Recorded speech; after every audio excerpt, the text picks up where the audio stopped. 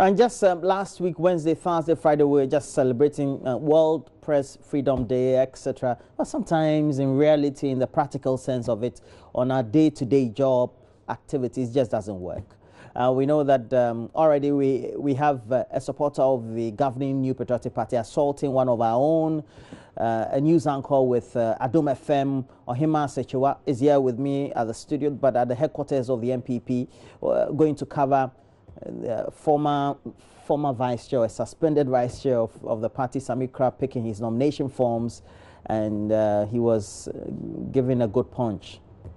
But that was very unfortunate. An incident that took place by one Hajia, somebody we all know very well. Good morning to you. Ohima, how are you? I would say I'm okay. Yeah, you were able to recover, though, and able to come to work today. You're not on duty. But it's just because of this interview. But tell us, how did your morning start when you went there, and then what transpired? Okay, in the morning, I got to NPP headquarters around 10:30, and before Fati arrived, Alhaji Short, the aspiring NPP national chairman, came first, and then after Alhaji Short, one Nuhu Mahama, who is vying for national treasurer, also came. I met all of them. I interviewed them. I took videos and pictures of them. And before they even came, when I got to the office, I went to the reception and introduced myself with my tag hanging around my neck. So I introduced myself. Which will be the tag for Adom FM, like multimedia. Multimedia. So I was asked to stand outside. They told me I could not sit at the reception. So I was standing outside in front of the reception, but in the premises, in the compound. So I was welcoming them, interviewing them, doing my job. When Sakyiwaa came, he alone got down from his car and walked straight to the office. So we couldn't get... And Sami made entry into the compound? Into the compound, okay. Into the reception and upstairs. But I did not follow Sami to the upstairs, the office where they were taking the forms. Where were you? You were still outside? I was still outside on the compound. Okay. Because I was told when they come, they pick the forms, then we can interview them. So I was waiting for Sami to come down. So when Sami came down, I went to him, asked him why he did not spend more than 5 minutes upstairs, and he came down. But the two who came first, they spent like 10-15 minutes upstairs before they got down. So I went to him and he told me that he will be back. He's been asked to go and bring something else, so he will be back. So Sami went out. I went to the reception, asked the man there, and he told me that he cannot talk, so I can climb upstairs and ask the committee what they told Sami or what transpired between Sami and the committee. So I went upstairs, I showed my card, and Madam Agnes Okujeto, former first vice chair, granted me interview. And he told me that Sami came with banker's draft that he paid at the Ghana Commercial Bank. And so he's been asked to go and come back with cash because they were taking cash. And she granted interview and allowed me to record her. So I have that on record. So I came downstairs and I was waiting outside. As soon as I came downstairs, I saw a car, ash car, Toyota car coming in. Mm-hmm.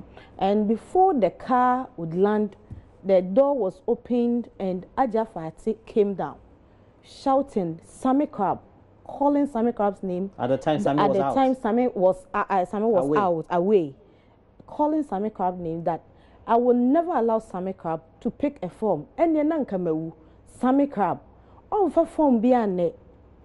And at the time, you were not recording? No, at the time, I was standing outside behind the cars when she came. So I met her. I wanted to interview her. At this time, you were not on the compound? I was on the compound, but where the cars park, okay, in the premises. Okay. So I got closer, but Hajia came with a young man. And the man told me that Hajia was too angry to speak with the press. So we should allow her to relax before we get close. So I showed my ID card and he said, okay. So Hajia came back within 5 minutes when she got the information that Sakyiwaa had left and will be back. And Hajia said she was going out and she will be back. When Sakyiwaa comes, she'll come and meet him. And so I was waiting doing my job. When Sami came back, I did not talk to Sami. So the first time Sami came, and then left. From the time he left to the time he came back, how many minutes was like that? 20 minutes. 20 minutes. Yes. Now, the time that Hajia came in to the time that Sami Krabo came in will be how many minutes? Let's say 20, 25 minutes thereabout. You mean the same time when Sami left, not too long, then Hajia came? Hajia came, okay. Yes. So after Hajia left, Sami came back, climbed upstairs. That time, we all knew something could happen, so we were all ready. And so Hajia came in like 10 minutes after Sami came the second time. Hajia also came the second time. Wait, was there a tense atmosphere? Yes, it was a tense. little. From yes. the beginning, when you entered, it was a tense atmosphere. Yes, it was tense. So Hajia came back. Hajia came back, and at the time, Sami was upstairs. Yes, with the committee people. Yes, Hajia was downstairs. So I entered the reception where Hajia was sitting.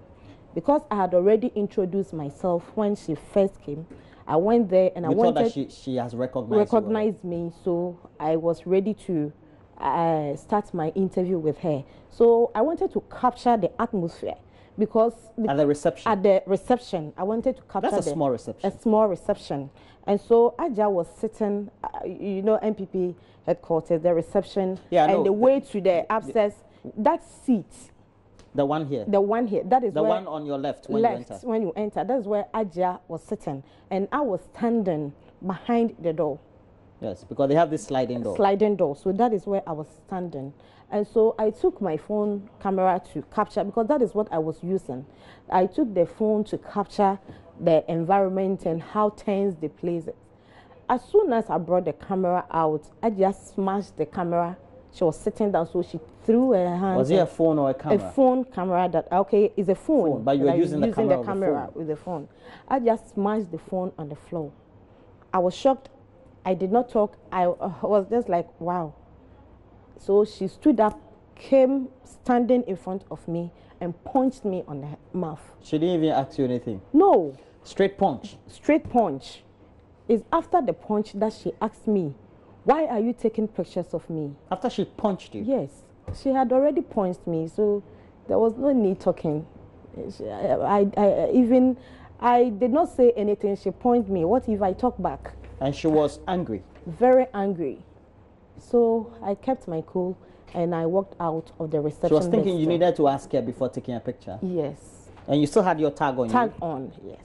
How did the party officials around react to this action that was meted out to you by Hajia? Instead, they came to me to calm down, not to report. We should wait there. When they want him say, you know, this is a part of your job, so please, let's take but that's not fair, here. So I was standing outside there when a lady came and called me in that I should join them inside there. You see, there is an office behind the reception downstairs. I joined her. And she asked me what happened, and I narrated everything to her. And the lady told me that she only saw the smashing. There was a man sitting there and he said, yes, he saw Hajia punching me, but if it were to be him, he would have beaten me mercilessly. And she gave me instances where reporters confronted them, and they took the reporter's tag. They did not even give it back to her, and yes, they forced her to delete all the speculation pictures. Is that after you begged Hajia Fati? I didn't see Hajia again. When I went down, when so I you went never out, begged? That report is not true? It's just mere speculation? No, mere speculations, because after the incident, I walked out of the reception. I went to the car park. Actually, I didn't even know what next line of action would you take as a reporter, because you know that you're an independent person, you cannot, your right needs to be upheld and respected. There are laws of the land. You can't just assault me in the land of duty and go scot-free. Looking at the law, what the law says, that is what I'm following. And then what your employers will do, right? Yes, and what my employers will do. And I would say my employers have been very supportive. And so I'm looking at the law and what my employers would do. Well, thank you very much. Ohima Sakyiwaa, Ahwenepa. Yes, that is beats. Good Ahwenepa. Yes. You mean waist beads or? No, hand beads. Hand beads. Okay. All right. And that's, you work with Adom, my friend. Thanks for joining me. It's always a delight. But this should not be condoned in any way. No official, no individual needs to assault journalists unjustifiably. You've not been attacked. We just go about doing our work. This is needless, really. Well, we wish you all the best, and we'll support you with whatever action that is taken by your employers, that is us, and then also you as an individual. We wish you all the best for the day. You're not working because you need to go and report. As far as get some rest as well.